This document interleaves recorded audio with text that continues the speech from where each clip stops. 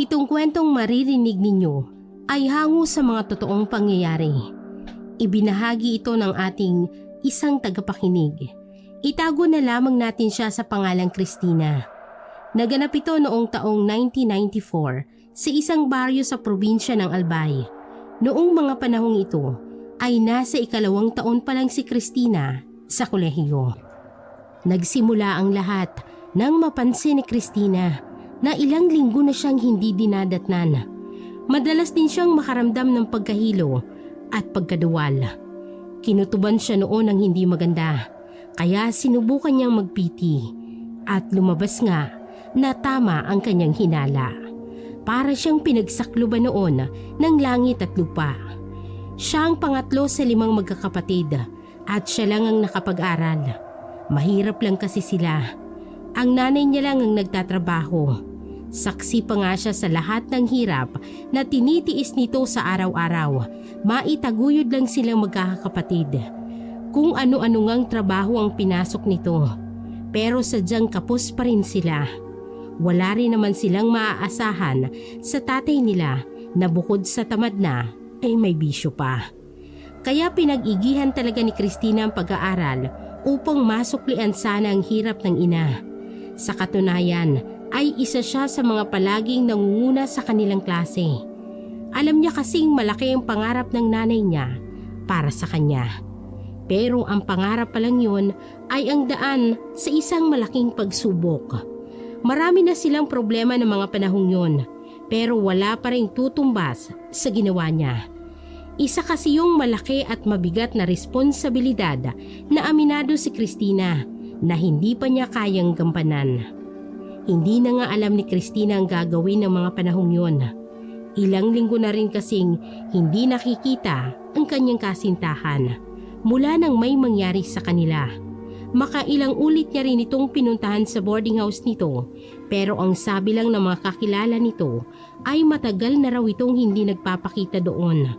Ang masama pa, may nakapagsabi sa kanya na tumigil na raw ito sa pag-aaral. Umuwi na ng Leyte at doon nag-asawa. Hindi na nga makatulog noon si Christina sa dami ng kanyang iniisip. Siguradong hindi yun magugustuhan ng nanay niya. Ngunit wala rin namang pagpipilian si Christina dahil kailangan pa nitong malaman ang totoo. Kaya kahit napakahirap ay napilitan pa rin siyang umamin. Nangyari yon. Isang gabi, naabutan niya noon ang nanay niya na abala sa pag-aayos ng mga paninda nitong iniihaw. Naisip na lamang ni Christina na yun na ang tamang oras para malaman nito ang totoo. Nay, pwede ko po ba kayong makausap? Mamaya na lang anak, may ginagawa pa ako. Nay, ano po kasi importante po kasi itong sasabihin ko sa inyo. Kailangan niyo po itong malaman. Ay naku naman, ano ba kasi yung sasabihin mo ha? Abay kita mo na ngang madami pa akong ginagawa rito. Napakamot sa ulo ang nanay niya noon na para bang naiirita. Hindi na talaga maganda ang timpla nito ng mga oras niyon. Kaya abot-abot pang naging kaba ni Christina. Mistulang ang tumatalbog ang puso niya sa bilis. Gusto na nga niyang umatras, pero alam din naman ni Christina na hindi niya maitatago ang lihim, kaya't nilakasan niya na lamang ang loob niya. Nay, buntis po ako. Pagkatapos na masabi yun ni Christina, ay bigla lang tumahimik. Wala na nga siyang ibang narinig kundi ang mga kabog ng dibdib niya na unti-unting lumalakas. Nang sumagot naman ang nanay niya, ay tila hindi ito makapaniwala. Anong sabi mo? Nay, buntis po. Hindi na natapos ni Christina ang sasabihin niya nang biglang hampasin ng nanay niya ang lamesa at kumalabog sa lakas. Nagkalansingan pa ang mga plato at kutsara. Inasahan na ni Christina na hindi maganda ang magiging reaksyon ng nanay niya. Pero ganun pa rin ang gulat at kaba ang inabot niya sa ginawa nito. Nang humarap din ang nanay niya, ay nanlilisik ang mga mata nito at salubong naman ang kilay. Noon niya lang nakita ang nanay niya na galit na galit. Sa itsura pa nga nito ay parang gusto siya nitong saktan. Hindi yan totoo. Tina, sabihin mong nagbibiro ka lang, hindi ba? Pasensya na po, Inay. Nang walang ano-ano, dumapo sa mukha niya ang palad nito. Napahawak na nga lang sa pisngi si Christina sa hapde. Para pa nga siyang nabingi sa lakas ng sampal na tumama sa kanya. Saka pa lang napagtanto ni Christina kung gaano kabigat ang nagawa niyang kasalanan. Kaya unti-unting nanlabo ang kanyang paningin hanggang sa hindi na nga napigilan ni Christina na tumulo ang mga luha niya. Bakit anak? Bakit mo naman nagawa yon? Ang bata-bata mo pa. Ano ba ang alam mo sa pagiging magulang? Pasensya na po kayo, Inay. Hindi ko po sinasadya. Anong hindi mo sinasadya? Ayan na nga oh. May nabuo na dyan sa tiyan mo. Tapos hindi mo sinasadya? Sorry po, Inay. Sorry po talaga. Sambit niya sa pagitan ng bawat hikbi. Habang ang nanay niya ay hindi mapakali. Nagpabalik-balik ito ng lakad at halos sabunutan na rin ang sarili. Sa inis ay nagdadabog din ito na para bang bata na hindi nasunod ang gusto. Kitang-kita rin ni Christina ang mga luha ng nanay niya na halos humagulgol na rin ng mga oras na yun. Bakit mo naman nagawa yun, anak? Alam mo namang ikaw na lang ang inaasahan ko. Araw-araw ako nagpapakahirap sa trabaho. Halos magpakaalipin na nga ako para lang mapag-aral ka. Tapos malalaman ko na lang na buntis ka na pala. Ginawa ko naman ang lahat para sa'yo, anak. Saan ba ako nagkulang? Hindi na nakasagot si Christina. Wala naman kasi siyang ibang dahilan kaya nagawa niya ang bagay na yon. Nagkamali lang talaga siya. Bagay na hindi niya na mababago kahit ano pang sabihin niya. Maya-maya ay bahagya namang huminahon ang nanay niya. Sino ang tatay ng dinadala mo? Sabihin mo. Kung gaano kahirap ang umamin sa nanay niya tungkol sa kanyang pagbubuntis ay doble pa ang hirap sa bagay na yon. Naninikip na nga ang dibdib ni Christina sa labis na kaba. Para bang may kung anong bagay na rin na nakabara sa kanyang lalamunan. Kaya nahirapan siyang magsalita. Sigurado kasi siya, lalo pa itong magagalit. Ano? Bakit hindi ka makasagot? Bingi ka na ba, ha? Sumagot ka! Ano po kasi, Inay? Hindi ko po alam. Hindi ko po alam kung nasa na po siya. Paano naman nangyari yun? Kasalanan ko po, Inay. Pagkatapos po kasi na may nangyari sa amin, hindi ko na po siya ulit nakita eh. Nabalitaan ko na lang po na pumunta na raw po siya ng Leyte at nag-asawa na raw po doon. Ano ba naman, Christina? Nababaliw ka na ba? Ba't ka naman nagpabuntis sa taong yon? Bakit hindi mo ginamit yung kukote mo? Akala ko pa naman matalino ka. Ang tanga-tanga mo! Ang tanga-tanga mo! Lalo pa siyang napaiyak dahil sa mga sinabi nito. Alam mo ba kung gaano kalaking kahihiyan sa akin ang nangyari sa'yo? Ano na lang ang sasabihin ng mga kapitbahay natin? Na disgrasyada ang anak ko? Siguradong pagtatawanan tayo ng mga tao. Pasensya na po. Bakit kasi kumirengking ka na agad? Ang buong akala ko nag-aaral ka ng mabuti. Pero kalandian lang palang inaatupag mo. Sorry po, Inay. Paano mo bubuhayin yung anak mo na yan, ha? Eh wala kang ang trabaho. Huwag mong sabihin iaasa mo rin sa akin ng batang yan. Diyos ko naman, Christina! Halos maganda ko ba na nga ako sa katatrabaho? Tapos dadagdagan mo pa! Hindi ka na ba naawa sa nanay mo, ha? Ni hindi mo man lang ba ako naisip? Napahagulgol na lang ulit ang nanay niya.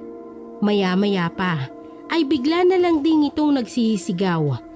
Sa sobrang lakas nga ay siguradong maririnig yun ng mga kapitbahay. Pero wala na itong pakialam. Puisit! Puisit na buhay ito! Sigaw pa nito habang pinagbababato kung ano man ang madampot nito. Ganoon na nga lang ang takot ni Christina noon. Ngunit ang higit na ikinababahala ni Christina ay nang kumalma na ang nanay niya at may sinabi sa kanya. Lumayas ka rito. Ayoko munang makita yung pagmumukha mo. Inay! Hindi mo ba ako narinig? Ang sabi ko, lumayas ka! Lumayas ka sa pamamahay ko! Nay! Wala po akong ibang mapupuntahan! Wala akong pakialam. Basta lumayas ka. Huwag mo nang hintayin na kalad ka rin pa kita palabas. Lumayas ka na! Nang mga sandaling yun, ay alam ni Christina na hindi na talaga ito nagbibiro. Kaya kahit wala siyang ibang mahihinga ng tulong, ay napilitan pa rin siyang umalis. Sa isang tindahan na malapit sa kanila, nagpalipas siya ng gabi. Sakto namang may pahabang upuan, kaya pinilit niyang mamaluktot roon para kahit papaano ay makahiga siya. Halos manigas na nga siya noon sa ginaw. Ramdam din ni Christina na nag-iisa lang talaga siya ng mga oras na yun. Hinding-hindi malilimutan ni Christina ang gabing yun. Kinabukasan naman ay mistulang naibsan ng sama ng loob ng nanay niya sa kanya. Inutusan pa nito ang mga kapatid niya para tawagin siya at pabalikin sa bahay. Hindi pa rin siya napatawad ng nanay niya pero nakapag-usap naman sila ng mahinahon. Dahil sa malaking kahihiyan sa pamilya niya, ay nagpa siyang kanyang ina na pauwiin na muna siya sa Bohol sa kanyang lola Helen. Mas magiging mabuti rin daw ang lagay niya doon dahil matutulungan siya ng matanda sa mga pangangailangan niya. Sinunod ni Christina ang gusto ng nanay niya. Agad na bumiyahe papuntang Bohol. Mahaba rin ang binahe niya galing sa Maynila. Ilang ulit din siyang nagpalipat-lipat ng masasakyan hanggang sa makarating siya sa isang liblib na baryo. Hindi simentado ang daan doon kaya marami silang nadaan ng lubak. Nagkalat din ang matataas na damo at puno sa daan samantalang mabibilang lang sa kamay ang mga bahay na nadadaanan niya. Maliit pa si Christina nang huli siyang makapunta roon kaya hindi niya naiwasang maligaw. Wala pang gaanong tao sa daan ng araw na yon, kaya wala na siyang mapagtanungan. Ngunit habang naglalakad siya sa tabi ng kalsada, ay may dadaanan siyang parte ng matataas na mga puno. Hindi maipaliwanag ni Christina kung bakit, pero bigla-bigla na lang sumama ang pakiramdam niya. Para bang anumang sandali ay may mangyayaring hindi maganda. Nang walang ano-ano'y may lumitaw na matandang babae sa harap niya. Nagulantan talaga si Christina. Sa lakas nga ng kabog ng dibdib niya, hindi niya kasi maisip kung saan dumaan ang matanda at bigla na lang itong sumulpot sa harapan niya. Sa tansya niya ay nasa 70 taong gulang na ang matanda. Bahagyang magulo ang puting buhok nito na para bang hindi naliligo. Malalaki at bilog naman ang nakakatakot nitong mga mata. Nakasuot pa ang matanda ng itim na damit at itim na palda, kaya hindi maiwasang kutuban ng masama si Christina. Lalo pa siyang kinabahan dahil tinitigan siya nito sa mata, dahilan upang umiwas na lang siya ng tingin at bilisan pa ang kanyang paglalakad. Bagamat habang lumalayo ay kinikilabutan pa rin si Christina. Malakas kasi ang pakiramdam niya na nakatingin pa rin sa kanya ang matandang yon. Ganoon na lamang ang kaba ni Christina. Pero hindi naisip ni Christina ang mga sumunod na nangyari. Nagmamadali na kasi siya nung maglakad nang makarinig siya ng mas mabilis na yabag ng paa na galing sa kanyang likod. Napalingon agad si Christina at nagulat sa nasaksihan niya. Nagtayuan pa nga lahat ng balahibo niya sa katawan. Ilang hakbang lang kasi ang layo ng matandang babae na nasa likod niya. At tama nga siya dahil nakatingin pa rin sa kanya ang matandang yon. Hindi lang yon, dahil sinusundan pa siya nito. Takot na takot nga si Christina. Hindi niya alam kung ano ang nasa isip ng matandang yon.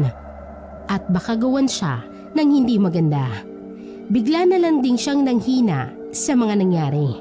Kaya kahit ayaw sana ni Christina, ay napahinto na lamang siya. Lalo pang kinabahan si Christina dahil katulad ng ginawa niya ay huminto rin ang matanda. Nangangatog na nga ang tuhod niya noon, pero hindi lang siya nagpapahalata at sinubukan niya na lang kausapin ang taong yon. Nay, bakit niyo po ako sinusundan? May kailangan po ba kayo sa akin? Bagamat hindi sumagot at nakatingin lang sa kanya, wala rin itong kahit anong reaksyon. Kaya litong-lito noon si Christina. Kung wala naman po kayong sasabihin, tutuloy na po ako. Huwag niyo na po sana akong susundan. Paalis na sana si Christina nang biglang may humawak sa kamay niya. Nanlamig na lang ang buong katawan ni Christina nang mapalingon siya. Nakita niya ang matanda na hawak-hawak ng mahigpit ang kanyang kamay. Bitawan niyo po ako! Pakiusap niya, pero imbis na pakawalan siya, ay lalo pang humigpit ang pagkakahawak nito sa kanya. Para bang gusto siya nitong hilahin sa kung saan. Hindi naman nagpatalo si Christina na hinila ang kamay niya ng buong lakas hanggang sa bitawan siya nito. Hindi na nga siya nagsayang pa ng panahon, pagkatapos ay nagmamadaling naglakad palayo. Sa awa naman ng Diyos ay hindi na sumunod pa ang matandang yon. Ilang sandali pa ay nakahanap na din siya ng mga tao sa isang maliit na tindahan. Saka pa lamang naibsan ang pangamba ni Christina. Hindi na rin nagtagal nang maipagtanong niya ang bahay ng kanyang lola Helen. Naabutan niya pa itong nagwawalis. Lola Leng! Sigaw niya na agad namang nagpahinto at nagpatayo ng diretso sa matanda. Nagpalingalinga rin ito bago siya nakita. Ay, Christina! Ikaw na ba yan? Nagmamadali namang lumapit si Christina at niyakap ang kanyang lola. Tuwang-tuwa talaga siya nang makita niya ulit ito sa tinagal-tagal din ng panahon. Kumusta po kayo, La? Ang tagal po nating hindi nagkita ah. Abay, ayos lang naman ako, Apo. Ay, ikaw, ang laki-laki mo na. Pagkatapos ang ganda-ganda mo pa. Aba, muntik na kitang hindi makilala. Abay, syempre naman po, La. Mana sa lola. May kainitan ng araw na yon, kaya agad siyang pinapasok ng lola niya sa loob ng bahay. Doon na nila itinuloy ang kanilang pag-uusap. Naikwento na pala ng nanay niya rito ang lahat ng nangyari. Pero hindi katulad ng nanay niya, ay hindi man lang siya nakatanggap sa lola niya ng kahit katiting na sermon. Ang sabi pa nga nito sa kanya, ay alam nito na hindi niya kagustuhan ang lahat ng nangyari. Mistulang may mabigat na naalis sa dibdib ni Christina dahil nakahanap din siya ng taong makakaintindi sa kanya. Ay, kumusta naman ang biyahe mo? Sigurado akong napagod ka. Ang layo-layo ba naman ng Maynila? Opo, pero ayos lang po. Nakita ko naman po ulit kayo eh. Namiss ko po kayo, La. Oy, nako, ang apo ko. Hindi ka pa rin nagbabago. Napakalambing mo pa rin sa lola. Ay, mabuti pala't nahanap mo yung bahay ko. Opo, La. Nagtanong-tanong po ako sa daan. Mabuti na lang po. May nakapagturo po sa akin ng bahay niyo. Ay, oo nga.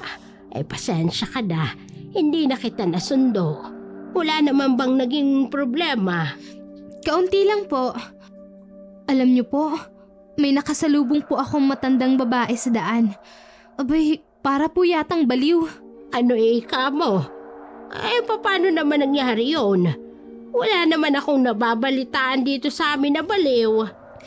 Hindi ko po alam, Le. Pero yung kilos niya po kasi, parang wala po siya sa tamang pag-iisip. Natakot nga po ako eh. Ang akala ko po, kung ano na pong gagawin niya sa akin. Mabuti na lang at nakaalis na po ako. Ano? Ay, teka lang. Ay, bakit? Ano bang nangyari? Ano po kasi la? Nadaanan ko lang po siya sa daan. Tapos, napansin ko po na parang iba po siya kung makatingin. Kinakabahan na po ako nun eh. Pero hindi ko na lang po pinansin. Nagulat na lang po ako. Sinusundan na pala niya ako. Tinanong ko rin po siya kung ano po bang kailangan niya. Pero hindi naman po siya sumagot. Hinawakan niya pa nga ako sa kamay eh. Buti na lang, nabitawan niya po ako. Kakaiba po talaga ang pakiramdam ko sa taong yun. Kinikilibutan pa nga po ako hanggang ngayon. Eh, hindi ka naman ba sinaktan ng taong yun? Sa awa po ng Diyos, hindi naman po. Ay, mabuti na lang. Eh, sino naman kaya yung matandang yun? At ano naman ang kailangan niya sa'yo? Yun ang tanong na tumatak sa isip ni Christina. Hanggang sa sumunod na araw, ay hindi pa rin maalis sa isip niya ang matandang babae. Hindi naman nahirapan si Christina sa buhay sa probinsya. Mas nagustuhan niya nga doon dahil bukod sa tahimik ay malinis pa ang kanilang baryo. Malayong malayo sa Maynila, nasiksikan ng mga bahay at ang gulo-gulo. Pero ilang araw pa lang siya roon ay may napansin na siyang kakaibang bagay. Noon lang siya nakaranas ng ganon. Nag-umpisang mga bagay na yon isang gabi. Pasado 8:00 na ng mga oras na yon. Pero lumabas pa rin ang bahay si Christina. Nakahiwalay kasi ang palikuran nila. Napakadilim ng gabi noon at napakalamig pa ng simoy ng hangin. Nagtayuan pa nga ang mga balahibo niya dahil sa ginawa. Nang walang ano-ano ay may napansin siya na mistulang hugis ng tao sa mga puno. Kumabog na lang biglang dibdib ni Christina sa kaba. Masama na rin ang pakiramdam niya ng mga sandaling yon. Dali-dali namang kinuskos ni Christina ang mga mata niya at nang muli niyang tingnan ang mala-aninong nilalang ay naglaho ito ng parang bula. Napabuntong hininga na lamang si Christina. Ang akala niya ay namamalikmata lang siya ng gabing yon. Pero ang hindi niya alam ay masusundan pa pala ang nararanasan niya.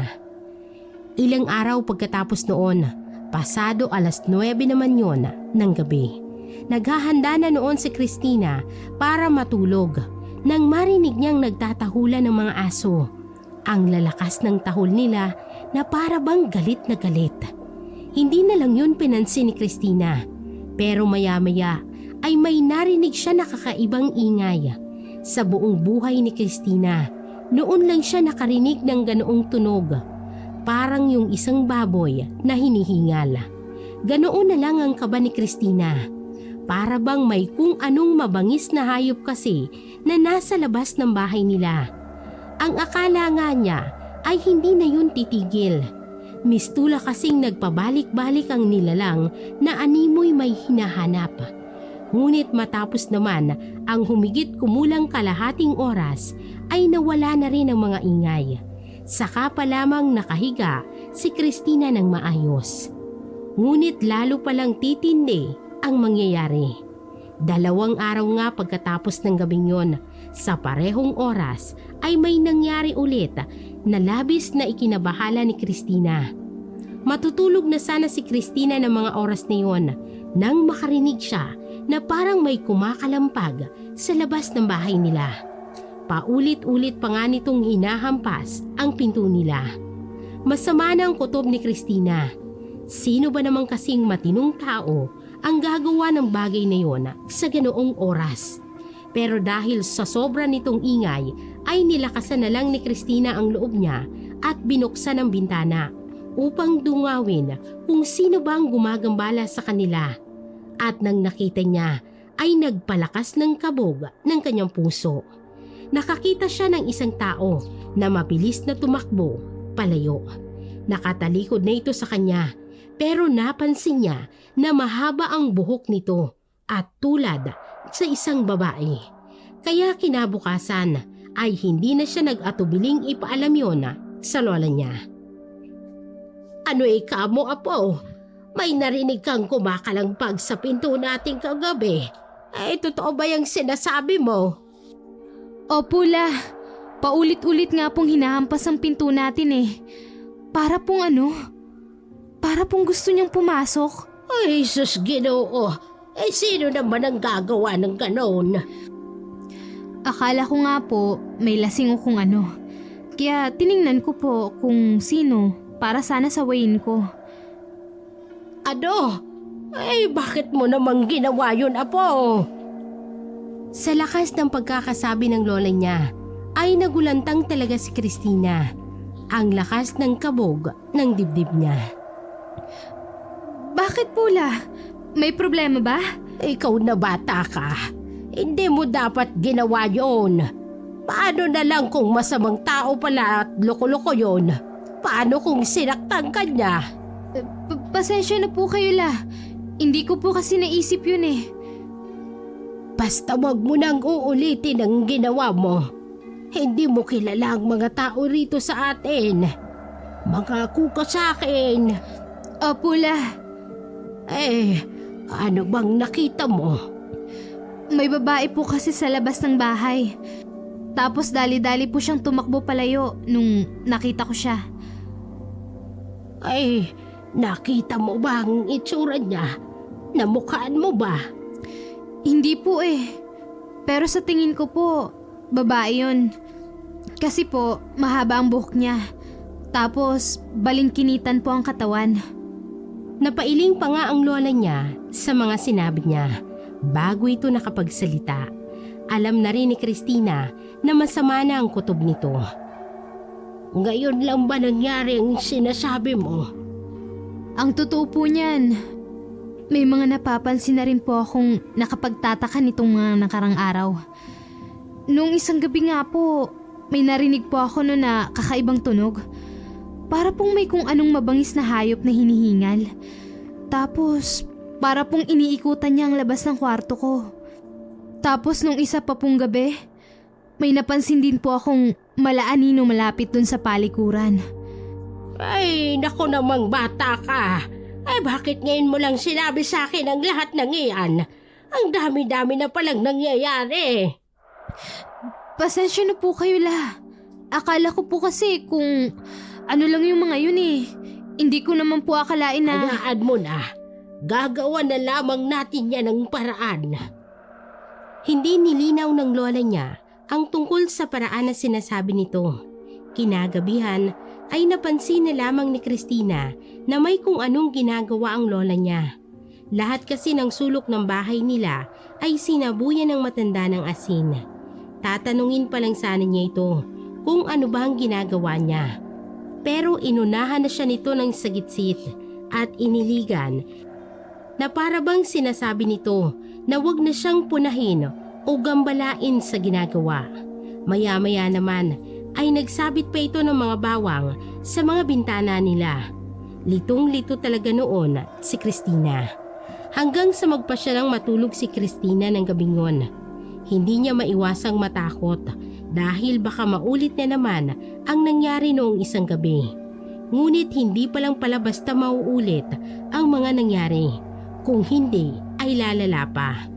Maghahating gabi na yata noon nang maalimpungatan si Christina. Bunsod ng napakaingay na mga tunog. Kinabahan din si Christina. Mistula kasing nasa labas ng bahay nila ang baboy. Ang masama pa ay parang nagwawala yun sa sobrang ingay. Para bang may labis itong ikinagagalit. Sa lakas nga ng atungal ng baboy ay tsak na maririnig pa yon hanggang sa mga kapitbahay nila. Nagtatayuan na nga ang mga balahibo niya sa takot. Naninikip na rin ang dibdib niya sa lakas ng kabog ng kanyang puso. Pakiramdam din ni Christina ay hinang-hina na siya ng mga sandaling yun. Mabuti na nga lang at hindi naman nagtagal ang nilalang na yon dahil ilang minuto lang niyang narinig ang mga tunog at nawala na rin. Pero ganoon pa rin ang takot ni Christina. Nahirapan pa nga siyang makatulog sa kakaisip sa nangyari. Nang sumunod na mga araw naman ay hindi na ulit narinig ni Christina ang mga ingay. Wala na ring gumagambala sa kanya sa gabi. Mistula nga siyang nabunutan ng tinik sa dibdib. Ang akala nga ni Christina ay magiging maayos na ang lahat, pero hindi pa pala. Isang umaga kasi, kagigising lang ni Christina, kaya agad niyang iniayos ang kurtina. Ganoon na lamang ang gulat ni Christina. Parang ang tumalo ng puso niya at ang lakas-lakas ng kabog. Tumambad kasi sa kanya ang isang matandang babae sa labas ng bahay nila. Ito rin ang parehong matanda na nakasalubong niya noon sa daan. Magulo pa rin ang buhok nito at malalaki ang mga mata. Pulos itim pa rin ang suot ng matanda. Kung ano ang takot niya noon ay mistulang dumoble pa ng mga sandaling yon. Hindi niya kasi maisip kung ano ang ginagawa ng taong yon sa labas ng bahay nila. Masama na talagang pakiramdam niya noon. Hindi niya kasi maiwasang mag-isip na baka sinusundan pa rin siya ng matandang yon. Nagtatayuan pa nga ang mga balahibo niya sa katawan dahil sa kilabot. Kaya kahit buntis na siya ay dali-daling napatakbo si Christina at nagsisigaw upang humingi ng tulong sa lola niya. Lola Lay! Lola Lay! Pinuntahan ni Christina ang kusina nila at nang makita ang lola niya na nagluluto ay saka pa lang siya nakahinga. Ay, bakit ba? Ano bang nangyari, apo? Eh, bakit ka sumisigaw? Lola, nakita ko po ulit siya. Nandun po siya sa labas ng bahay. Ay, sino? Yung matandang babae po na sinasabi ko sa inyo. Yung parang baliw po. Nasa labas po siya ng bahay natin, Lola. Sinusundan niya po ata ako. Natatakot po ako, Lola. Baka po may gawin siyang masama sa atin. Ano? Nagmamadali namang pinatay ng lola niya ang kalan at saka pinuntahan ang taong yon. Naabutan pa rin nilang matanda sa labas na naghihintay. Naalala pa nga ni Christina kung paano sila tingnan ng matanda.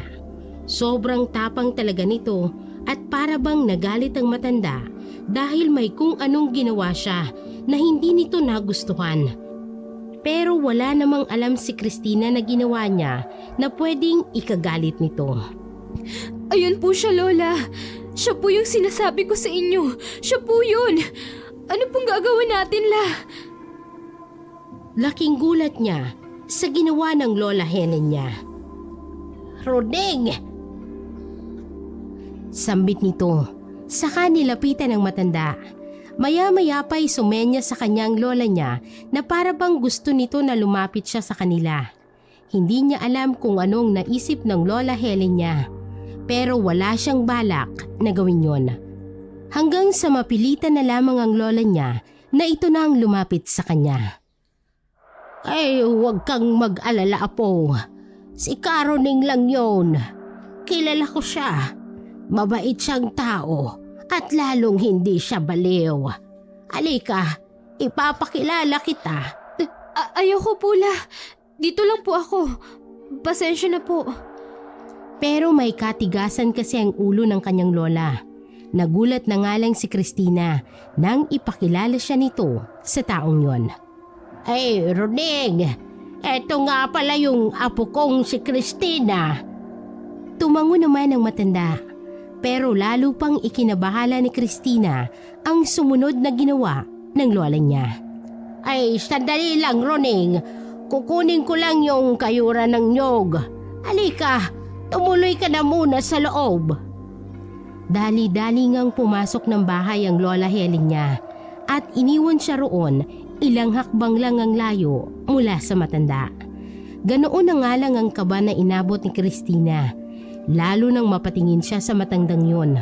Kung tumitig sa kanyang taong yon ay ubod pa rin ng sama. Mabuti na lang at pumirmi lang sa labas ang matanda.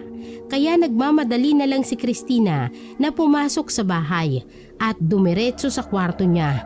Sakalang siya lumabas nang marinig niyang umalis na ang matanda. Ay, Christina! Ay, saan ka ba nagpunta? Bakit bigla kang nawala? Sa kwarto po, Lola.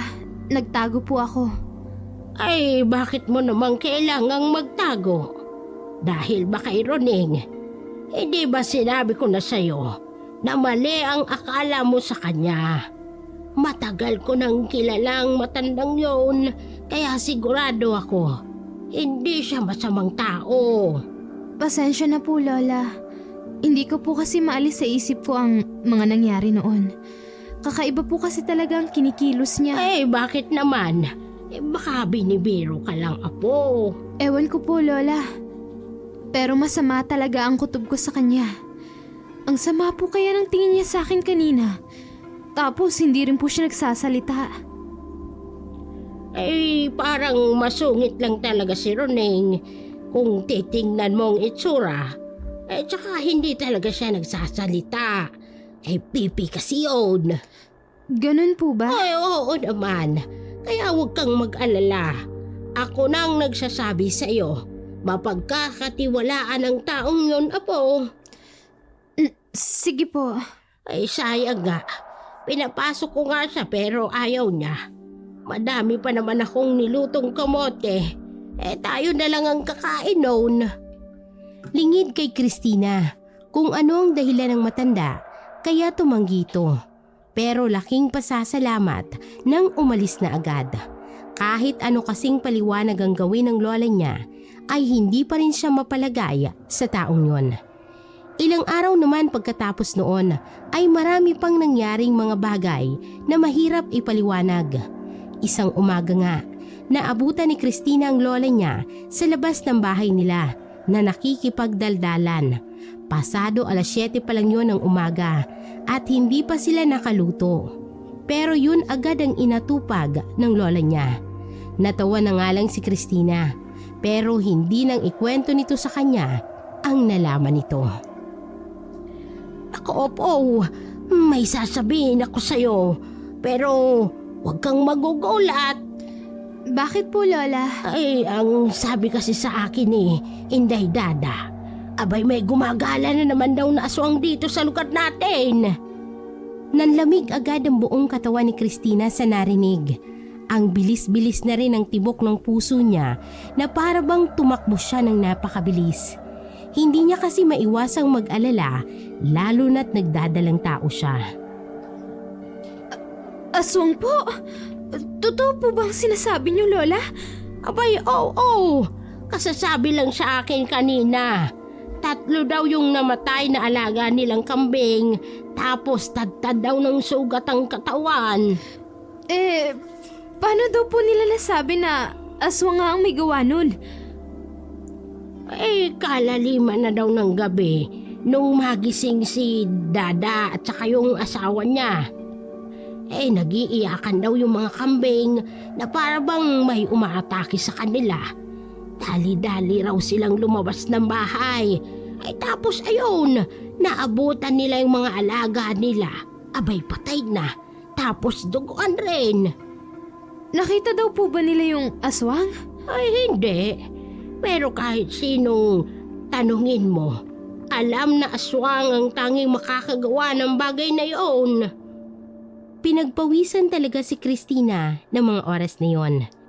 Hindi na rin siya makalunok na animoy may nakabara sa kanyang lalamunan. Ay, ikaw ba, Apo? Hindi ka na ba ulit ginagambala ng mga tunog na naririnig mo sa gabi? Eh, sa awa naman po ng Diyos, Lola, hindi na po. Pero, sa tingin niyo po ba, aswang ang nilalang na gumagawa ng mga ingay na yun? Hindi kita gustong takutin, Apo. Pero hindi imposible na mangyari ang iniisip mo. Sigurado rin ako na ang bata sa sinapupunan mo ang habol ng aswang na yon. Mabuti na lang at tinantanan ka ng halimaw na yon. Mabuti na lang din at mabisang pangontra sa mga nilalang na yon ng asin at bawang. Talagang matatakot sila at hindi nila iisipin na lumapit sa bahay natin. Pero wag mo pa rin kalilimutan na mag-iingat. Opo, Lola. Nang sumunod na mga araw, ay lalo pang umingay ang mga kwento-kwento ng aswang. Nang minsan ngang mapadaan sa tindahan si Christina, ay naabutan niyang nakikipagkwentuhan ng kapitan nila tungkol sa bagay niyon. Nang makita naman siya nito, ay agad-agad siya nitong pinalapit para kausapin. Day, ikaw ba yung bagong lipat dito sa lugar namin? Yung apo ni Aling Helen? Ako nga po, Kap. Bakit po? Alam mo na siguro yung mga bali-balita dito sa atin nitong mga nakarang araw. Ang sinasabi niyo po ba, Kap, yung aswang ho? Oo, yun nga.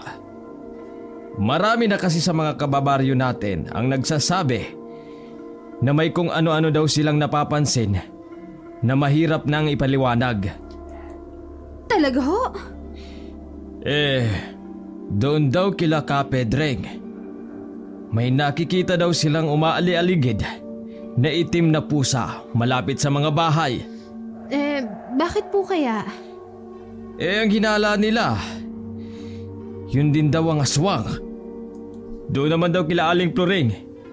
Nagigising na lang daw sila paggabi kasi may kung anong umaangil sa labas sa bahay nila. Parang mabangis na hayop daw. Ganon din po yung nangyari sa akin, Kap. Nasabi nga yun ng lola mo sa akin. Huwag kang mag-alala, Day. Sinabihan ko na ang mga tanod na isama ang lugar ninyo sa mga rorondahan nila tuwing gabi. Para naman kahit papano, mabawasan ang pag-aalala ninyo. Maraming salamat po, Kap. Walang anuman.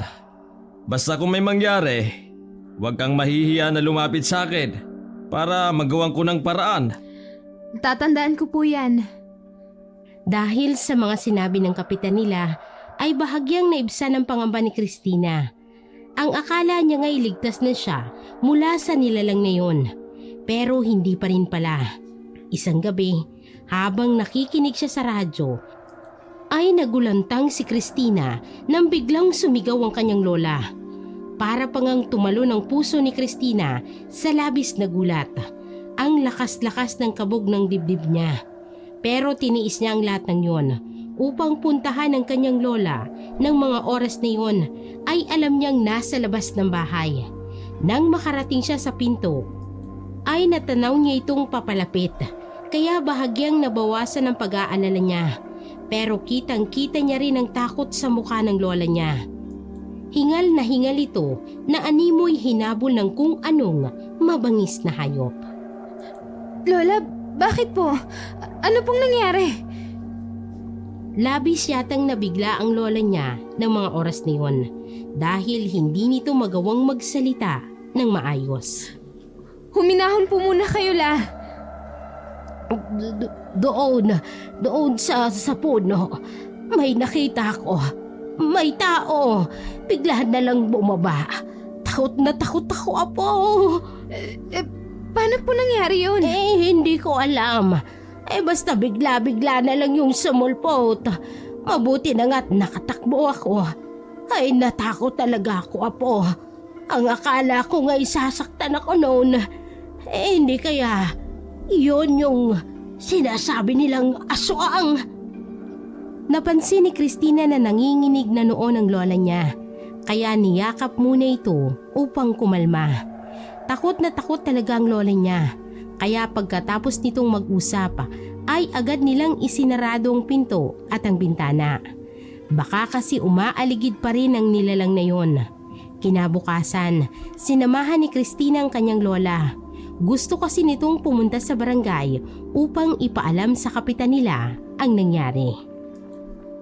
Kayo po pala, Aling Helen. Ano ang problema at napasugod kayo? Ano po kasi, Kap? Kagabi kasi, may tao daw po kasi nakita si Lola. Malapit sa bahay namin. Bumaba na lang daw bigla, galing po sa puno. Pasado 8:00 na po yun. Kaya hindi po namin alam kung anong ginagawa ng taong yun doon. Ang hinala ng lola ko, baka daw po aswang yun kaya minabuti na naming sabihin sa inyo. Kahina-hinala nga ang taong yon. Nakita niyo ba ang itsura ng sinasabi mo, Aling Helen? Ay, hindi, Kap. Madilim kasi ang lugar namin. Tapos ang bilis pa ng mga pangyayari. Natakot din ako kaya hindi ko nakita ng mabuti. Ang totoo po niyan, Kap. Hindi po ito ang unang beses na nangyari sa amin ang mga bagay na yun. Noon nga po, nagising na lang po ako na may narinig na kumalampag sa bahay namin. Nang tingnan ko po, meron po ako nakitang parang babae. Hindi ko rin po nakita ang itsura nun kasi ang bilis niya pong tumakbo. Posibleng isang tao lang ang nakita ninyo. Bakit kaya kayo ang madalas nagambalain ng taong yon? Ay kung kasi, Kap, alam mo kasi ang si Christina ay puntis yan. Sigurado akong naamoy ng nilalang na yon ang dinadala ng apo ko. Ilang buwan na ba yung dinadala mo, Christina? 3 buwan na po, Kap. O kaya pala, mas kailangan mong mag-ingat, Inday. Sigurado ako, hindi ka tatantara ng aswang. Opo, Kap. Siya nga pala, Inday. May hinala ka ba kung sino ang maaaring gumawa nun? Napatingin muna si Christina sa lola niya. Alam niya kasing hindi ito sasang-ayon sa sasabihin niya. Meron po. Sino? Sabihin mo. Ano po kasi, nung bagong dating pa lang po ako dito, may nakasalubong po akong matanda sa daan. Noon pa lang po, napansin ko na parang may kakaiba sa taong yun. Kung tingnan po kasi ako ng matanda, para bang may masama siyang balak. Pero ipinagsawalang bahala ko na lang po yun. Hindi ko naman naisip na susundan niya pala ako. Tapos hinawakan niya po ako sa kamay ng mahigpit. Ayaw nga po akong bitawan eh. Sino ang matandang ito na sinasabi mo? Kilala mo ba? Opo, Kap. Si Aling Runing ho. Nagkatinginan na lamang ang mga tao sa barangay sa isiniwalat niya. Halata din sa itsura nila ang pagkabahala. Naalala ko. May mga sabi-sabi nun tungkol sa matandang yon. Ang sabi nila, kahit gabi daw, nakikita pa nilang gumagala ito. Siya pa nga ang pinagbibintangan nila na nagnakaw nun ng kambing. Tapos yung kabaryo nating si Nena, yung lumipat. Hindi ba ang sabi niya, lagi raw siyang sinusundan ng matanda? Kinilabutan si Christina sa mga narinig niya. Lalo ring tumindi ang hinala niya na masamang nilalang talaga ang matanda. Ay, hindi naman totoo yun, Kap. Matagal ko nang kilala si Caroling. Kahit kailan wala naman akong nabalitaan na ginawa niyang masama. Madalas din akong pumunta sa bahay niya noon. Wala rin akong napapansin na kakaiba. Napakabait nga noon. Tapos tumutulong pa siya sa mga kabaryo natin. Yun lang naman po ang mga sinasabi ng tao. Ay, nakikinig kasi kayo sa mga sinasabi nila. Sinisiraan lang nila si Roneng. Walang matibay na prueba yon, Kap. Kumbinsido talaga ang lola niya na hindi totoong mga paratang kay Aling Runing. Yun din ang lagi nitong sinasabi sa kanya. Pero sa kabila ng paniniguro nito ay hindi pa rin nawawala ang paghihinala niya sa matandang yon. Ang hindi alam ni Christina ay mangyayari pa pala sa kanya ang mas nakakakilabot at lalong magpapatibay sa kanyang hinala. Isang umaga, naghahanap noon si Christina ng mabibiling lutong ulam. Naubusan ng tinda sa tindahan na malapit sa kanila, kaya medyo napalayo siya sa paghahanap. Hinding-hindi inaasahan ni Christina ang mangyayari. Nakita niya kasi ulit ang matandang yun sa daan. Agad-agad na nakaramdam ng takot si Christina. Halos mabigi na nga siya sa kabog ng kanyang puso. Sandali rin siyang halos hindi makagalaw dahil sa labis na pagkabigla. Dahilan upang makita rin siya ng matanda. napalunok na lamang si Christina nang bigla kasing naglakad ng mabilis ang lola na para bang gusto siyang lapitan. Walang balak si Christina na hayaang makalapit sa kanyang taong yun, kaya pinilit niya talagang igalaw ang mga paa niya. Ganoon na lamang ang takot na nadama niya, hindi niya kasi maiwasang isipin na baka sundan siya ng taong yon. At sa kasamaang palad, gano'n na nga ang nangyari. Binilisan niya na ang lakad pero nalagpasan pa rin siya ng matanda na huminto na lang bigla sa kanyang harapan. Hinarangan pa nito ang daan niya na para bang ayaw siya nitong patakasin. Nanlamig na nga ang buong niyang katawan. Hindi rin sukat akalain ni Christina na napakabilis pala ng matandang yon. Huwag po kayong lalapit! Huwag niyo po akong lalapitan! Sigaw niya, pero hindi nagpatinag ang matanda na gumanti naman ng paggawa. Wala siyang naintindihan sa isinigaw nito, pero nagdulot pa rin yun sa kanya ng mas matinding takot. Hindi niya na kasi alam kung ano ang maaari pang ikilos nito. Pakiusap po! Huwag niyo po akong harangan! Sige na po! Umalis na lang po kayo! Parang awa niyo na! Sinubukang umiwas ni Christina, pero napakatigas talaga ng ulo ng matanda. Napilit pa rin siyang hinaharangan. Naiinis na nga si Christina. Ano po ba kailangan niyo sa akin? Wala naman po akong ginagawa sa inyong masama! Pakiusap! Bakit ayaw niyo po ba akong lubayan?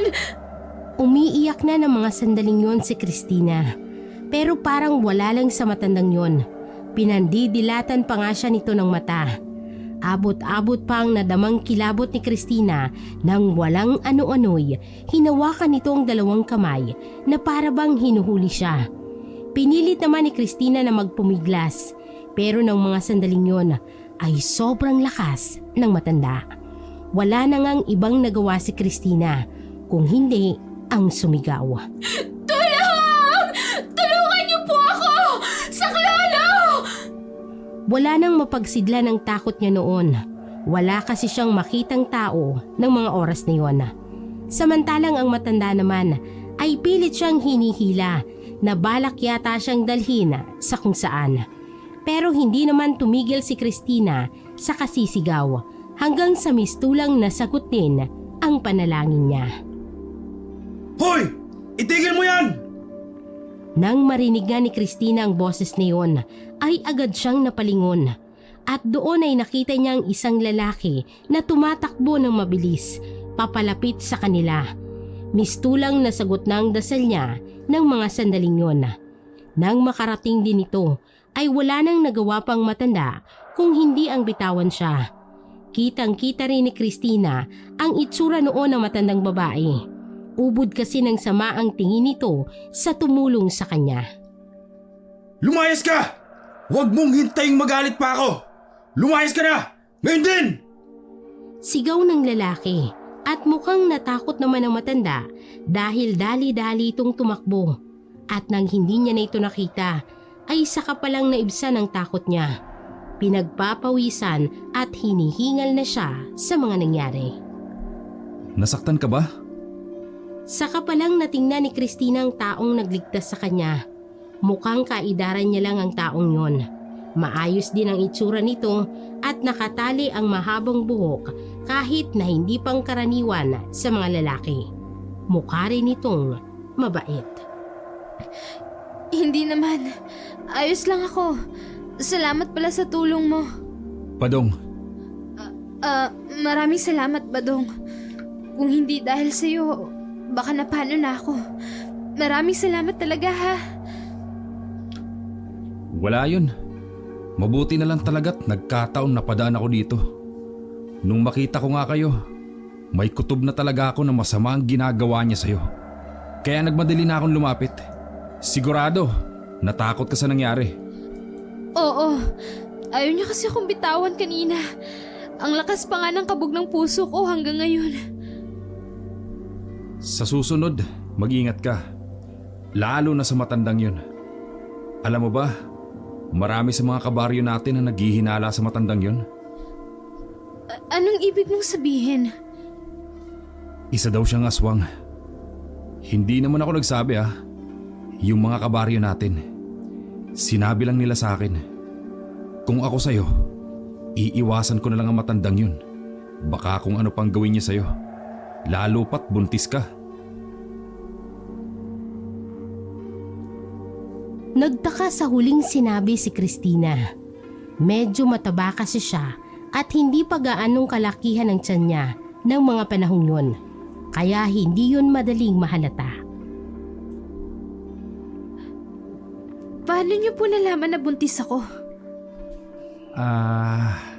Yung lola mo kasi, nakausap ko nung isang araw.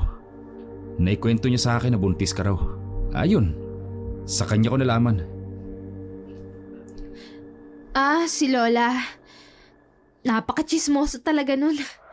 Sige, tutuloy na ako Maraming salamat talaga sa tulong mo, Badong. Nang makauwi si Christina ng bahay, ay naabutan niyang naghihintay ang kanyang lola. Kaya hindi na siya nag-aksaya ng panahon na sabihin dito ang nangyari. Oh, Apo, naubusan ka na ba ng tinda? Sana bumili ka na lang ng sardinas para naman may ulam tayo. Pasensya na po, Lola. May nangyari po kasi. Bakit? Anong nangyari? Nakasalubong ko po ulit si Aling Runing sa daan. Hindi po kayo maniniwala sa sasabihin ko. Bakit naman? Ano bang ginawa niya, Apo? Kakaiba po kasi ulit ang kinikilos ng matandang yun. Bigla niya nga po akong nilapitan. Tapos hinila niya rin po ang kamay ko. Ganun din po ang ginawa niya sa akin dati. Balak po talaga akong hulihin ng matandang yun. Bakit na naman gagawin yun ni Runing sa'yo? Hindi ko po alam, Lola. Pero takot na takot po talaga ako kanina. Mabuti na nga lang po at may nakakita sa amin. Sa kanya lang po ako binitawan. Kung hindi po dahil sa taong yun, baka kung ano na pong nangyari sa akin. Ikaw ba, Apo nagsasabi ka talaga ng totoo? Opo, Lola. Hindi ko po magagawa na magsinungaling sa inyo. Maniwala po kayo sa akin. Nakatingin lang sa kanya ang lola niya noon.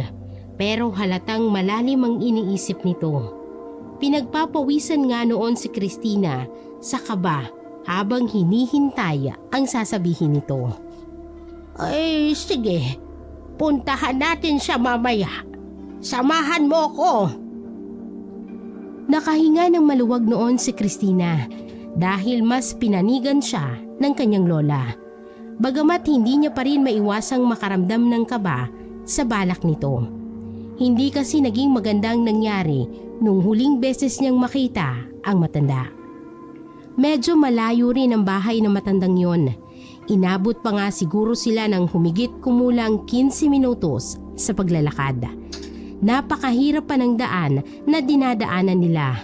Malapit na kasi yun sa lugar ng gubat. Napakarami pang matataas na damo sa lugar na yon. Maya't maya rin silang nakakakita roon ng aso. Pagkatapang pa naman ng mga gumagalang aso na tahol ng tahol na animoy balak silang kagatin. Hanggang sa nakita na rin nila ang isang maliit at lumang bahay na gawa sa maninipis na kahoy. Ang mga dingding nito napawid naman sa bubong. Nag-iisa lang ang bahay sa lugar na yon at napapaligiran pa ng mga puno. Sobrang tahimik doon at kakaiba naman ang lamig ng hangin. Nagtatayuan na nga mga balahibo niya sa katawan. Hindi alam ni Christina kung bakit. Pero unang kita niya pa lang sa bahay ay nakaramdam na agad siya ng hindi maganda. Unti-unti ngang lumakas ang tibok ng puso niya ng mga sandaling yun. Dumagdag pa sa pag-aalala ni Christina ang paalala ni Badong sa kanya na kung maaari daw ay huwag na siyang lalapit ulit sa matandang yun. Kaya tuluyan na ngang nadaigang takot si Christina. Lola, kailangan po ba talaga natin tong gawin? Abay, oo. Gusto ko siyang makausap para malaman natin kung bakit ganoon ang ginagawa niya sa'yo. Paano niyo naman po siya makakausap? Hindi po ba pipi yung matandang yun? Maiintindihan niyo po ba o maririnig man lang ang sasabihin ninyo? Matagal ko nang kilala yon si Roning Apo, kaya maiintindihan ko naman ang mga senyas niya. Ay nagkakaintindihan naman kami. Pag pumupunta siya sa bahay, at saka hindi naman bingi si Roning, nakakarinig naman siya. Hindi lang talaga siya nakakapagsalita. Ay bakit ba? May problema ba? Natatakot ka ba? Opo, Lola. Masama na po kasi talaga ang pakiramdam ko. Umuwi na lang po kaya tayo. Sige na po, La. Huwag kang matakot, Apo. Kasama mo ang lola. Hindi kita pababayaan. At saka nandito na rin lang tayo, kaya ituloy na natin. Hindi na nga napigilan ni Christina ang lola niya nang lapitan nito ang lumang bahay. Lalo pa siyang kinabahan nang bigla itong nagsisigaw. Hoy! Roneng! Ako to! Si Helen! Lumabas ka nga sandali. Kausapin mo kami ng apo ko! Magpaliwanag ka! Ilang minuto nang sumisigaw ang lola niya, pero wala namang sumasagot sa kanila. Sinamantala na yun ni Christina para kumbinsihin ulit ang matanda. Wala po yatang tao, La. Mabuti pa siguro. Umalis na po tayo. Hoy, Rodeng! Alam kong nandiyan ka. Lumabas ka rito! Harapin mo kami ng apo ko. Ay bakit ganoon ang ginagawa mo sa kanya? Nang biglang may nagpakitang tao, galing yata sa likod ng bahay. Si Aling Roning. Kitang-kita pa nga ni Christina ang mga tingin nitong napakasungit na para bang naabala ito sa kanyang ginagawa. Ngunit ang higit na ikinabahala ni Christina ay nakita niya rin ang matanda na may hawak na itak sa isang kamay, habang ang suot naman nitong palda ay may bahid ng dugo. Ganoon na lamang ang kilabot na naramdaman ni Christina. Napahawak pa nga siya ng mahigpit sa kamay ng lola niya. Halos takasan na kasi siya ng lakas ng mga sandaling yon. At kung sakaling may gawin ng matanda na pataksil, ay tiyak na hindi siya makakalaban. Sa kabutihang palad ay wala naman itong ikinilos na masama. Itinuro pa nga nitong bahay na para bang pinapapasok sila sa loob. Dali-dali rin itong tumakbo pabalik sa pinanggalingan nito. Bahagyang naibsan ang takot ni Christina noon. Ay, pumasok daw tayo, Apo. Halika na sa loob. Sigurado po ba kayo, Lola? Paano po kung... Huwag kang mag-alala, Apo. Mamait yang si Roneng. Maniwala ka sa akin. Mali ang nakita natin. Napalunok na lamang si Christina dahil sinunod niya pa rin ang kanyang lola. Hindi niya kasi maaatim na iwan doon ang lola niya na mag-isa. Nang makapasok naman sila sa loob ay nakita nila ulit si Roning. Wala nang itak na hawak nito at nakapagpalit na rin ito ng palda. May agad-agad din itong isinenyas sa lola niya. Ay, nagkakatay daw pala siya ng manok. Ay, hindi na ako magpapaligoy-ligoy pa, Hane Rodeng. Abay, ang sabi sa akin ng apo ko, nagkita daw kayo sa daan kanina. Tapos bigla mo na lang siyang nilapitan saka hinila mo din daw. Nang basta-basta. Ay, natakot yung apo ko sa ginawa mo. Dali-dali namang gumawa ng senyas ang matanda na para bang nagpapaliwanag. Minsan pa nga ay itinuro siya nito. Pero kahit anong gawin ni Christina ay wala talaga siyang maintindihan sa sinasabi nito. Ay, totoo bang sinasabi mo, Roneng? Tanong ng lola niya. Maya-maya ay dahilan upang tumango naman ang matanda. Ano po bang sinabi niya, Lola? Ang sabi niya, hindi naman daw niya sinasadya na takutin ka. Gusto ka lang daw sanang protektahan dahil napansin niyang sinusundan ka na naman ng masamang tao. Agad na napaisip si Christina, pero wala naman siyang naiisip na masamang tao na tinutukoy nito. Sino ba itong masamang taong sinasabi mo? Umiling-iling pa nga si Roning, saka nagsenyas ulit ng kung ano-ano. Hindi niya alam kung papaano yon naiintindihan ng lola niya na para bang hindi man lang nahihirapan. Hindi niya daw kilala. Pero kapag nakita niya daw maituturo kung sino, siguro bagong lipat lang ang taong yung dito sa amin. Ang akala niya'y tapos ng matanda, pero bigla-bigla na lamang nagsenyas na lalong ikinabahala ng lola niya. Ay, Jesus, Ginoo Cristina, kailangan mong mag-ingat. Sa tingin kasi ni Roneng, ay hindi pangkaraniwan ng taong yon. Ibig niyo po bang sabihin? Ay, oo. Yun yata ang aswang na sinasabi nila. Paano niyo naman po nasabi yun? Tsaka, kung alam niya na pala kung sino yung aswang, bakit hindi niya sabihin kila kapitan? Dali-dali namang nagpaliwanag si Roning sa pamamagitan ulit ng senyas. Wala naman daw kasi siyang ebidensya. Pero malakas daw ang kutob niya na ang taong yun nga ang aswang. Huwag niyo pong sabihin naniniwala kayo sa sinasabi niya, La. Baka mamaya pinapaikot niya lang tayo. Hindi ganoon si Roning, apo. Makinig ka naman kay Lola. Tsaka may lahi silang albularyo. Kaya may pakiramdam talaga siya sa ganoong mga bagay-bagay. Sa kabila ng mga pinag-usapan nila, ay hindi pa rin kumbinsido si Cristina. Iba pa rin kasi talaga ang hinala niya. Lalo na't maraming tao ang nagsasabi ng hindi maganda sa matandang yon. Bago pa man sila umalis, ay may ibinigay si Aling Roning sa kanya. Isang maliit na bote na may lamang ugat na nakababad sa dilaw na likido. May basyo ng bala rin na tinalian na parang kwintas. Ayaw sanang tanggapin ni Cristina ang bagay na yon, pero mapilit ang lola Helen niya, kaya wala na siyang nagawa. Sabi pa nito ay kakailanganin niya daw yon bilang proteksyon sa kumukursunada sa kanyang aswang. Sa oras daw na kumulo ang bote ay tsak na may aswang na malapit. Matatakot naman daw sa mga tanso ang aswang, kaya dapat daw ay palagi niyang dala ang bote at ang kwintas sa lahat ng oras. Pero hindi pa rin naniniwala si Cristina. Itinago niya na lang ang mga gamit na yon sa kanyang kwarto. Nang mga sumunod na araw naman ay may mga nangyari na hanggang ngayon ay nagdudulot pa rin sa kanya ng takot. Isang umaga, habang bumibili siya sa tindahan ay may bigla na lamang sa kanyang lumapit. Nagulantang si Cristina.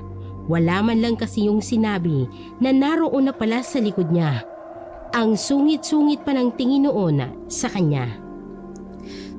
Ikaw pala yung badong. Ginulat mo naman ako. Bakit hindi ka man lang nagsasalita? Ikaw babae ka! Napakatigas pala ng ulo mo! Ba't mo ako sinuway? Hindi niya alam kung bakit galit na galit ito ng mga oras na yon, na para bang may ginawa siyang malaking kasalanan. Anong sinasabi mo, badong? Hindi kita maintindihan. Di ba sabi ko sa'yo? Wag na wag ka nang lalapit ulit dun sa matandang yon. Ba't di ka nakikinig sa akin? Si Aling Roning? Kinausap lang namin siya ni Lola. Yun lang. Teka, ano pang kinagagalit mo? Huwag ka na uling makikipagkita dun sa matandang yon. Sinabi ko na sa'yo, mapanganib siyang tao. Mabuti na nga lang at hindi kanya sinaktan. Pero sa susunod, sigurado ako, hindi ka na niya pagbibigyan. Ganoon na lamang ang kilabot ni Cristina ng mga sandaling yon. Bukod kasi sa mga nakakahindik na paalala ni Badong, ay nakakatakot din ang paraan kung paano siya nito tingnan. Nanlalaki kasi at napakatapang ng mga mata nito. May binigay ba sa'yo matandang yun na kahit ano? Oo, meron nga. Itapon mo na agad yun. Sigurado ako na makakasama sa dinadala mong binigay ng matanda. Bakit? Wala nang tanong-tanong. Basta gawin mo na lang. At gawin mo na ngayon. Magmadali ka! Hindi na nga nag-aksaya ng panahon si Cristina at umuwi. At gaya ng sinabi ni Badong, walang pag-aalinlangan niyang itinapon ng bote at ang bala sa malayo. Ang hindi alam ni Cristina ay lubha pala niyang pagsisisihan ang ginawa niya. Nang sumapit na ang 9:00 ng gabi ay nakaramdam ng masama si Christina. Maya-maya pa ay bigla na lang nagtahulan ng mga aso na para bang may nakikita silang masamang tao. Kinakabahan na nga siya ng mga oras na yon dahil may pakiramdam siya na may mangyayaring hindi maganda. Ilang sandali pa, nagkatotoo na nga ang pinangangambahan ni Christina. May kung anong hayop na kasi ang umaangil sa labas ng kanilang bahay. Sobrang ingay talaga noon. Lola, ano po kaya yun? Huwag mo na lang pansinin. Sinunod naman ni Christina ang payo ng kanyang lola. Pero hindi pa rin tumigil sa pag-ungol ang nilalang ng mga oras na yon na para bang umiikot-ikot lang sa labas ng kanilang bahay. Kabadong-kabado na nga si Christina. Kunin mo yung lanang ibinigay ni Roning Apo. Tingnan mo kung kumukulo. Isuot mo rin yung bala. Napalunok na lang noon si Christina. Mistulang may nakabaran na rin sa kanyang lalamunan kaya nahirapan siyang magsalita. Ano pang hinihintay mo, Apo? Kunin mo na yung proteksyon para magamit mo. Madali ka. Kun kasi wala na po kasi. Ano? Paano wala? Hindi bang sabi ko pa nga sa'yo, ingatan mo mga proteksyon, bakit nawala? Tinapon ko na po kasi, Lola. Ay, sus, Ginoo, Apo! Bakit mo namang ginawa yon? May nagsabi po kasi sa akin na masama daw po ang mga bagay na yun. Kaya tinapon ko po.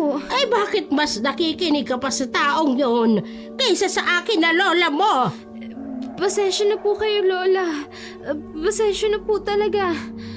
Kitang-kita niya sa lola niya ang inis kung paano nito hinilamos ang mga kamay nito sa mukha. Sino nga bang hindi maiinis sa ginawa niyang katangahan? Hindi na nga mapigilan ni Christina ang mapaiyak sa labis na pagsisisi. Tahan na po, hayaan mo na yon. Ano pong gagawin natin, Lola? Sa ngayon wala. Dito lang tayo sa loob ng bahay. Siguradong hindi naman ito makakapasok kung ano man ang nilalang na yan. Pero kahit alam ni Christina na ligtas siya hanggat nasa loob siya ng bahay, ay hindi pa rin maiwasang makaramdam ng takot. Palakas ng palakas kasi ang mga ungol na naririnig niya. Nagtatayuan na nga ang mga balahibo niya sa katawan. Siguradong sigurado kasi si Christina na masama talaga ang balak noon. Maya-maya naman ay bigla na lamang tumigil ang mga ungol, pati na rin ang mga tahulan ng aso. Huminto na rin. Bahagyang gumaan na nga ang pakiramdam ni Christina dahil parang umalis na rin ang halimaw. Yun ay kanya lang palang akala. Sa isang iglap kasi ay may kumalabog sa kanilang bubong. Sa sobrang lakas ay napasigaw na lamang sila ng lola niya. Parang may kung anong malaki at mabigat na bagay kasing bumagsak sa mga yero. Ang lakas-lakas nga ng tibok ng puso niya na para bang sasabog. Lola, natatakot po ako. Sambit niya habang umiiyak. Hindi na kasi kinakaya ang mga nangyayari. Agad-agad naman siyang niyakap ng lola niya ng mahigpit. Huwag kang matakot, Apo. Nandito lang naman si Lola. Hindi kita pababayaan. Tila hindi pa nakontento ang masamang nilalang dahil maya-maya ay nakakarinig na din sila na parang may kumakalmot sa yero. Napakasakit noon sa tenga pero hindi man lang iniinda ng nilalang na yon. Imbis nga na tumigil ay parang sinasadya pa nitong gumawa ng ingay. Makailang ulit pang ang humakbang ang halimaw na nagdulot ng mga kalampag. Para bang gusto talaga nitong sirain ang bubong nila. Takot na takot talaga si Christina pero wala yata itong balak na tumigil. Nagsisisigaw na nga siya noon pero wala namang nangyayari. Hanggang sa hindi na yata nakatiis ang lola niya at may ibinulong sa kanya. Dito ka lang, Apo. Kahit anong mangyari, wag na wag kang aalis dito. Bakit po, Lola? Paalisin ko ang nilalang na yon. Lalo pang kumabog ang puso niya noon. Lubhang mapanganib kasi ang gusto nitong mangyari. Hindi niya rin alam ang gagawin sakaling may mangyaring masama sa lola niya. Lola, huwag na po kayong lumabas. Dito na lang po kayo. Sige na po, Lola. Huwag niyo po akong iwan dito mag-isa. Hindi naman ako magtatagal, Apo. Tatakutin ko lang ang nilalang na yon. Pabalik din ako kaagad. Mahapdi na ang mga mata ni Christina noon kakaiyak. Pero parang hindi pa rin matapos-tapos ang mga kalabog sa bubong. Idagdag mo pang matigas na ulo ng lola niya na ayaw talagang magpapigil sa balak nito. Lola, kailangan niyo po ba talagang gawin to? Oo, Apo. Hindi tayo tatantanan ng halimaw na yon pag wala tayong gagawin. Huwag kang mag-alala, Apo. Mag-iingat naman ako. Babalik po kayo agad Oo naman. At nang makuha ang pagsang-ayon niya, ay wala nang sinayang na panahon ng lola niya. Kumuha ng itak at asin hanggang sa tuluyan na nga itong lumabas ng bahay. Wala namang ibang magawa si Christina kung hindi ang magdasal. Hanggang ngayon, tandang-tanda pa ni Christina ang mga nangyari. Mistula siyang binabangungot noon ng gising. Habang nagdadasal kasi siya, ay naririnig niya ang pagsigaw ng kanyang lola. Galit na galit ito at nagbabanta. Nakasisiguro si Christina noon na may tao nga sa bubong ng bahay nila. Pero kahit anong sigaw ang gawin ng lola niya, ay parang walang balak na sumunod. Hindi niya rin inaasahan ang mga sumunod na nangyari. Bigla na lang kasing napatili ang lola niya na para bang sinugod dito ng isang mabangis na hayop. Sa kabila ng takot ni Christina, ay dali-dali siyang tumayo at pinuntahan ng kanyang lola. Nanlalamig na lang ang buong katawan ni Christina sa natunghayan niya. Ang bigat-bigat na rin ang dibdib niya at hirap na siyang huminga. Bigla na rin siyang naubusan ng lakas ng mga oras na yon, kaya kinailangan niyang humawak sa pintuan para hindi matumba. Nang buksan niya kasi ang pinto, ay naabutan niya ang kanyang lola na nakahiga sa lupa at umiiyak. Habang nakatayo naman sa tabi nito ang tila pinagmamasdan ng isang napakaitim na nilalang. Lola! Sigaw niya na nagpalingon sa masamang nilalang. Saka palang nakita ni Christina ang nakakakilabot na isinumpa nitong itsura. Sobrang itim ng balat nito, mahaba at magulong buhok. Sobrang laki rin ang mga mata ng halimaw na malabalbon sa itim. Kitang-kita niya rin ang marami at matutulis nitong ngipin, pati na ang mahahaba nitong kuko. Isa yung demonyo. Ang lakas-lakas na nga ng kabog ng dibdib niya. Lalo pa nang magmamadali itong tumakbo upang siya naman ang sugurin. Sa takot nga ni Christina ay napaupo na lamang siya sa semento, habang ang malademonyong nilalang ay tumatakbo na parang isang asong nauulol. Ngunit laking gulat ni Christina dahil bigla na lamang tumigil ang halimaw nang makarating ito sa pinto. Sobrang lapit na talaga nito sa kanya noon at muntik na ngang mahablot ang paa niya kung hindi niya lang naipasok. Saka pa lang naalala ni Christina ang mga ginawa ng lola niyang proteksyon sa kanilang bahay. Tsak na yun ang dahilan kaya hindi ito makapasok. Sinubukan pa ng halimaw na abutin siya, pero hindi naman hinayaan ni Christina na mangyari yun. Pinilit niya kasing gumapang patalikod para hindi siya nito mahawakan. Hindi yun nagustuhan ng demonyo. Napaangil ito ng malakas. Ibinuka pa nga ng masamang nilalang ang bunganga nito ng todo. Kaya naglabasan ng marami at matatalim nitong ngipin. Nagtalsikan pa nga ang mga laway ng halimaw dahil doon. "Diyan ka lang, Apo! Huwag kang lalabas ng bahay!" Sigaw ng lola niya na isa palang malaking pagkakamali. Nakuha kasi ulit ng matanda ang atensyon ng halimaw at napatingin ulit sa kanya.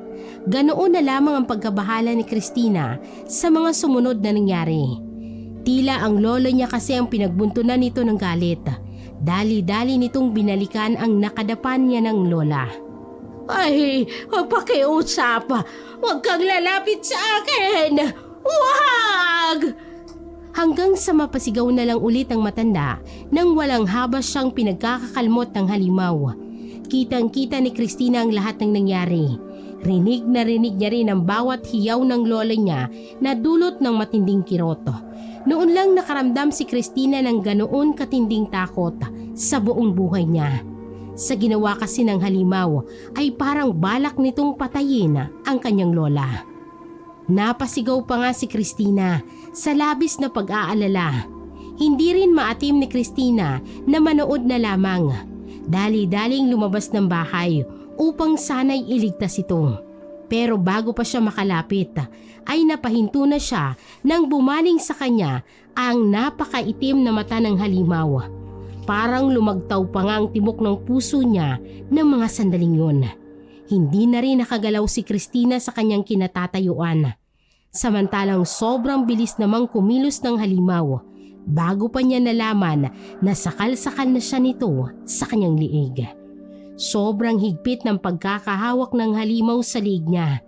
Idagdag mo pang matatalim na mga kuko nito na tumutusok sa balat niya. Para nga siyang tinalian ng alamre na may tinik sa tindi ng sakit. Sobrang bigat na rin ang dibdib ni Christina noon at hindi na siya makahinga. Ganoon na lang din ang kabog ng dibdib niya dahil habang sinasakal siya ng halimaw ay nakatitig ito sa kanya gamit ang nakakakilabot nitong mga mata. Pinilit niyang hindi sumuko pero nakaramdam siya noon ng pagkahilo. Unti-unti nang dumilim ang paningin niya kasabay ng pagkawala ng kanyang lakas kaya halos mawala na rin siya ng pag-asa. Ang akala nga ni Christina ay mamamatay na siya ng mga oras na yon. Hindi niya inaasahan na makakarinig pa siya ng mga sigaw. Hindi niya alam kung paano pero bigla na lang siyang binitiwan ng halimaw. Sobrang sakit ng liig niya ng mga oras na yon at hindi nga siya mahinto sa pag-ubo. Ganoon na lang din ang hingal niya. Kahit tanong hinga ay hindi pa rin mapawi ang hapdi sa baga niya. Maya-maya naman ay unti-unti nang naibsan ang bigat ng kanyang pakiramdam. Dahan-dahan ding luminaw ang kanyang paningin at ang unang niyang nakita noon ay ang lola niyang sugatan at iyak ng iyak. Naririnig mo ba ako, Apo? Pakiusap! Sumagot ka! Apo! Opo, Lola. Ay, Ginoo ko! Mabuti na lang at ayos ka lang, Apo! Ipinag-aalala mo talaga ang lola. Akala ko kung ano nang nangyari sa'yo. Saka palang napansin ni Christina na aabot yata sa 8 lalaki ang nakapaligid sa kanila. May hawak din silang flashlight at sibat na gawa sa kawayan. Mga kabaryo nila ang mga taong yon at ang isa ay ang kapitan nila. Sila palang nagligtas sa kanila. Christina, ayos ka lang ba? Wala ka bang nararamdaman? Pwede ka naman naming isugod sa ospital. Hindi na po. Ayos lang po ako. Marami pong salamat. Marami pong salamat sa tulong niyo. Huwag ka nang magpasalamat. Kay Aling Runeng, kung hindi siya nakapagsumbong sa amin, baka hindi namin kayo naabutan. Noon pa lang napansin ni Christina na kasama nga nila ang matanda. Malinaw pa nga ang pag-aalala sa mukha nito. Hindi na napigilan ni Christina ang pag-apaw ng mga luha niya ng mga sandaling yon. Sa kabila kasi ng mga nagawa at nasabi niya sa matanda, ay hindi pa rin ito nag-alinlangan na tulungan sila. Labis talagang pinagsisihan ni Christina ang bagay na yon. Patawad po. Patawad po, Aling Runeng. Agad naman siyang nilapitan ng matanda at niyakap ng mahigpit na para bang tinatanggap nito ang paghingi niya ng tawad. Dahil din kay Aling Runeng, kaya natukoy nila kapitan na si Badong pala ang aswang. Pero nang puntahan nila kapitan ang bahay nito kinabukasan ay hindi na nila ito naabutan. Sa kabila noon ay hindi na nakita pa sa baryo nila si Badong. Hindi na rin naulit pa ang mga kababalaghan na nararanasan ng mga tao sa kanilang baryo. Matiwasay namang naipanganak ni Christina ang isang malusog na sanggol na babae na pinangalanan niyang Romina, alinsunod sa taong pinagkakautangan niya ng kanilang buhay.